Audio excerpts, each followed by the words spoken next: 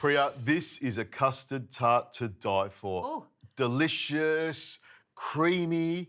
That's what it's all about, isn't it? It is. I've never made a custard tart. Well, today's the day you're going to learn. There we go. And we're going to make it from scratch. We're going to make the pastry and work our way up to make the filling and make it really delicious. Now, it starts with some plain flour. We've got 425 grams of plain flour goes in there. And we're going to put in 2 whole yolks. So I'll hand that to you and you can put them in. Yes, I'm just getting every little drop out of there. There we go. 2 whole egg yolks, they go in there and that's going to help bind it together and also give it a little bit of colour. And we're just using this butter. This is 1 block of butter, 250 grams of butter, cold, and you can see I've diced it up. Into the Maggi mix it goes. Yes. Pour that in over the top there. It's a big clump of it, yes. Exactly. And I'm just going to put a couple of drops of water in there and that'll help to bring it together. Now, what you'll find when you make a pastry like this, if it is a little bit dry and a little bit crumbly when you go through there, I mean, just a couple of drops of water help to bring it together so you get a nice, smooth dough.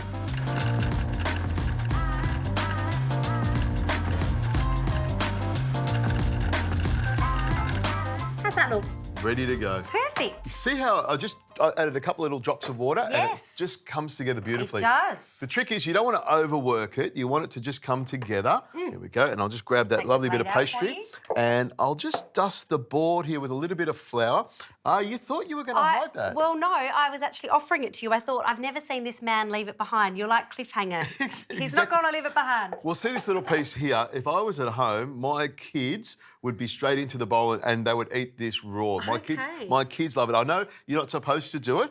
Okay. Now have a feel of that pastry. It's very soft. soft, yeah. Yeah. Now what some people do is they grab some of the baking paper and they put a sheet of it down and they put a sheet on top of it and roll it out. We're not going to do that. We're just going to do it nice and gently using our fingers and maybe a little bit of a rolling pin to get it all nice and flat. I don't know the last time I saw you use a rolling pin because your fingers kind of do the job for you. They do. I haven't seen you pick one up for a while, so it's nice. Now, you can spend your time rolling it out like this and it does get really, really short. What I'll do is I'll show you a little trick. If it is really crumbly, I'll just move it aside like this, grab the tart shell that you've got there, pick it up like this, and you can just pop it straight into the tart shell. And see how it looks like a little bit sort of soft and messy? Yes. What I do is with my fingers, you know, my sausage fingers, Your big fingers, I just grab it and push it down nice and flat, and you can see it starts to come up the side. Yes. And you use your fingers and the warmth of your hands, it helps to soften that butter up and up it goes. When you say short, you mean crumbly.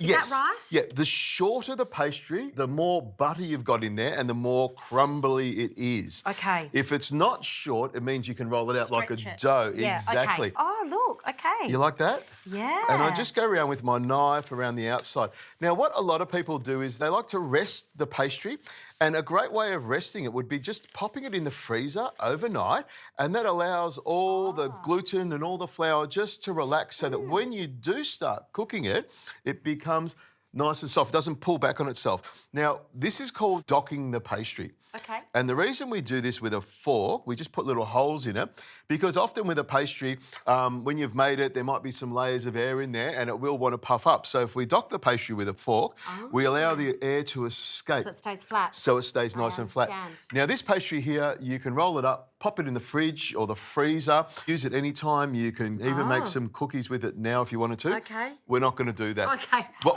I'm excited. We can make some cookies, but we won't be doing it. Make even more stuff. Now, this is some baking paper, and baking paper is your friend when you're baking. Now, at this stage here, you put it on here, it sort of goes all over the place. This is my little trick. I scrunch it up like this, like my homework. You know, sir and miss, my homework got eaten by the dog. That's why you can't read it. That was you. A good old Okay. trick. I invented that one. I was the nerd. I had it all done, and I was probably doing yours too. I would come up with every excuse not to do homework. what is this? This is rice. So what we're doing is blind baking the actual tart. Okay. Now, if we don't put the little bits of rice in there and push it all the way to the edges, the pastry is going to come away. So this puts a little bit of pressure so we keep the shape of it. Now, this is rice that's been in and out of the oven so many times. You could probably cook with it, but this is what I use for blind baking all the time. You can buy little pellets and little balls from catering shops. Yes. You can use chickpeas, you can use beans. So many options. Anything you want. Wow. There we go, you like that? Yeah, I do. So we take this, we pop it onto our baking tray like this, and it goes into the oven, 175 degrees Celsius. It'll take about 20 minutes to cook. And what we're wanting is the pastry to cook, but not to get any colour.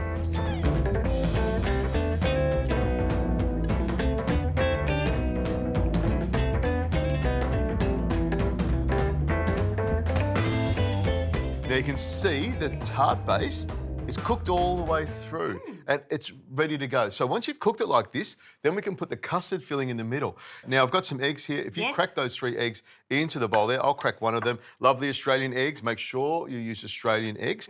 Into the bowl they go. Now to that, I'll add some sugar because we need everything to be nice and sweet. In that goes as well. We've also got some vanilla. We need some vanilla in there as well. Nice. About a tablespoon of vanilla essence, vanilla paste, vanilla extract, whatever vanilla you've got. A tablespoon of that Put a bit of Richo in there. Oh, yes, that'd be fantastic. And some cream. How are you going with whisking that? It's just making it thicker and thicker. Oh, look at that. It's actually a lot of work. I assume you'll take this over at some point. Well, I will. You can keep whisking that. Now, I'm using a cup of milk. This is Australian milk. And it reminds me of the days when the milk used to be brought by the horse and cart. Nice and creamy, lots of flavour. Those little cows walking down the stream there. Pterodactyls were flying above you. Exactly. And Tyrannosaurus Rex. But the cows eat that lovely green grass and they produce that beautiful milk. Creamy milk, which is very important. Yes. A little pinch of nutmeg goes in there. Now, let me grab that off you. Look at that. Looked like you were struggling with that. I was. So you just do it like this. Okay. Yes. Once you've been whisking for a while, you get the hang of it. A little tap on the side there, but not too much of a tap. You don't want to break the whisk. Okay. And then it's Oh, a is that matter... all that was required? I was waiting for it to thicken and peak. No. Oh, okay. It's the cream in the eggs that make the custard and hold it all together. So we Lovely. pour this over the top of that lovely pastry. And I reckon we'll get most of it in here. There we go, just about all in there. It's a and fine we'll pick up this hand. side. It is. Now this will go in the oven. It'll take about 35 minutes to cook and be nice and set all the way through. 175 degrees Celsius. Now, if you go and open that oven door, I will very carefully pop this into the oven.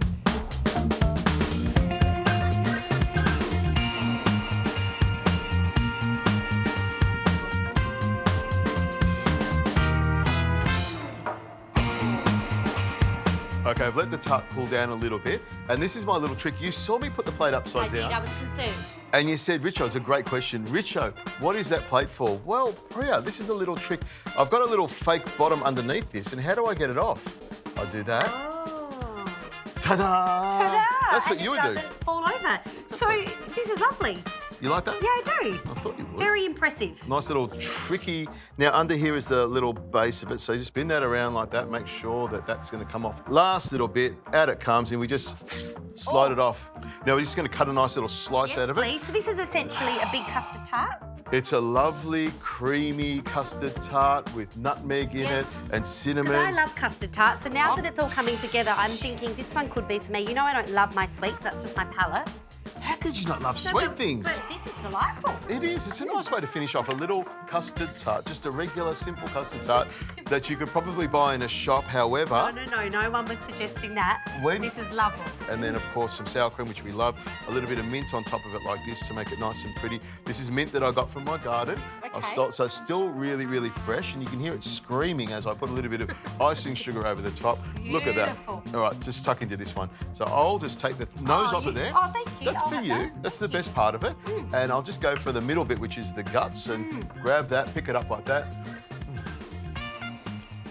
That is beautiful. So creamy. The custard is so smooth. Love the pastry. It comes together beautifully. Quite tricky, I would say. I don't know if I would make this at home. I've loved watching you do it though and enjoying it. But you would make this occasionally, I think? I make it look easy. In fact, I make it as smooth as that custard tart itself, doesn't it?